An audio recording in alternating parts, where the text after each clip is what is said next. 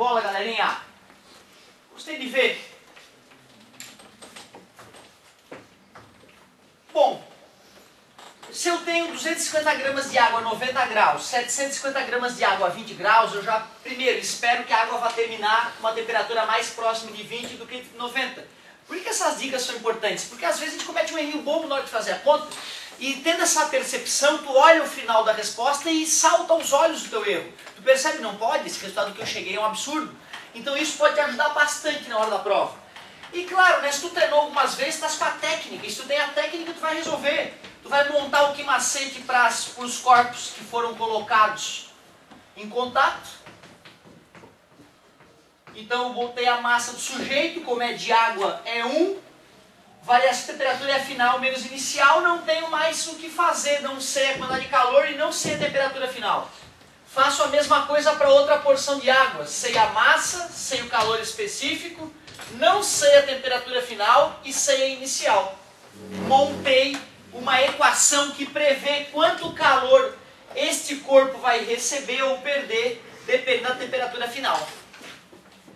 Nós sabemos do bom senso que a temperatura final vai ser intermediária, não pode ser nem acima de 90, nem abaixo de 20. Embora nas provas eu obtenha essas respostas. Eu fico um pouco revoltado, eu confesso. Porque quando eu me peço para o cara misturar 20 com 90, temperatura, e o cara diz que a resposta é 10, eu fico bravo. O cara diz que a resposta é 95, eu fico puto. Porque não faz sentido, né? O mínimo que ele tem que fazer quando ele chegou nessa resposta é fazer uma observação. Professor, está claro que eu errei, só não sei aonde. Aí de repente até eu dou meio ponto. Porque ele, pô, peraí, ele fez a conta, mas ele sabe que é um absurdo aquela conta que ele fez. Ele tem uma noção de física. Né? Tu entende o que eu estou dizendo, né? Então jamais vamos imaginar que vai aquecer acima de 90 ou esfriar abaixo de 20. Afinal o recipiente é adiabático. Muito bem, adiabático, ou seja, não troca calor. Além disso, o João fez uma outra observação. Não basta o recipiente ser adiabático, ele não pode nem receber calor na hora que o líquido bater dentro dele, né? Ou seja, ele tem capacidade térmica desprezível, ele não exige calor para variar a temperatura junto com a substância. O professor, na prática, isso é meio absurdo, né? É que, na verdade, quando a gente vai no laboratório fazer essas experiências, a gente usa um calorímetro. Calorímetro, eu sempre falei para vocês, como o nome sugere, né? A máquina que mede calor. Calorímetro, não é isso? Mas a propriedade do calorímetro é que ele é geralmente feito de cobre e ele é bem fininho, ele é feito de uma chapa bem fininha de cobre. E tu vai lá e bota um corpo grande dentro dele. Ou seja, aquela quantidade mínima de cobre do qual ele é feito aquece praticamente sem interferir no experimento. Além disso, nós já fizemos outros experimentos com esse calorímetro. Ou seja, eu sei a capacidade térmica dele, eu posso botar uma equação para representá-lo, certo? Já que eu conheço o potinho, massa do potinho, Czinho do material do qual ele é feito, temperatura final vai ser igual a de todos, menos temperatura inicial do potinho. Eu boto ali, pronto, uma equação do potinho. Aí já somo todas elas igual a zero. Só para te mostrar, né, na prática, lá no laboratório, lá na UFSC, acho que é laboratório 1 que tu vai fazer, hein? Aí tu vai poder botar uma continha a mais lá, na hora de fazer o experimento, para que a tua resposta não fique tão diferente daquilo que tu almejavas. Legal, muito interessante. Até aqui nada demais, né? Como é que eu finalizo mesmo? Toda a conta que envolve troca de calor, eu finalizo usando o princípio das trocas de calor. O que diz esse princípio? Calor recebido mais calor igual. Faz sentido isso? Tu consegue perceber isso? Que isso nada mais é que conservação de energia? Que se a energia foi de um corpo para o outro, se eu sei quanto de energia um perdeu, eu sei quanto o outro ganhou. Só isso. Por que eu estou pedindo para tu repetir isso? Porque essa fórmula eu não posso colocar aqui. Porque ela não é uma fórmula colocada no vestibular. Ela é um conceito, é uma ideia. Né? Não é uma equação. É uma ideia. Então por isso que essa ideia tu tem que, né, absorver ela.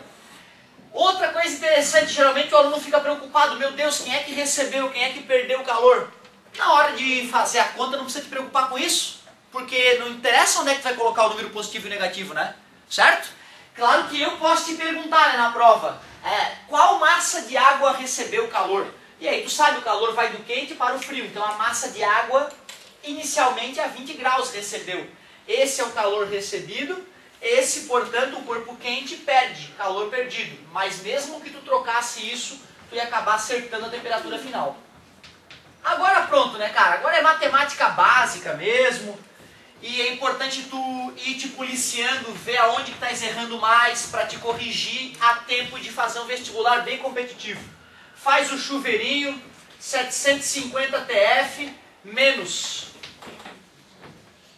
15.000 vezes 2 dá 1.500, né? Mais um zerinho.